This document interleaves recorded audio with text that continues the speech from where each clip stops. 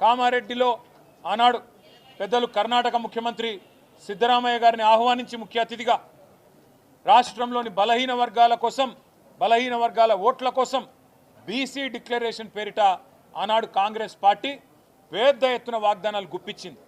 ఒకటి కాదు, రెండు కాదు, 42% రిజర్వేషన్లు ఖచ్చితంగా స్థానిక సంస్థల్లో అమలు చేస్తామని చెప్పింది కాంగ్రెస్ ప్రభుత్వం, కాంగ్రెస్ పార్టీ.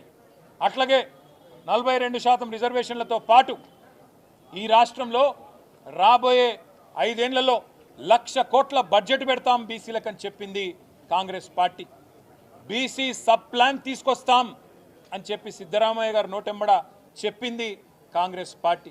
అదేవిధంగా ప్రభుత్వ కాంట్రాక్టులలో, ప్రభుత్వ ప్రొక్యూర్మెంట్లో 42% బీసీలకే ఇస్తామని చెప్పింది కాంగ్రెస్ పార్టీ.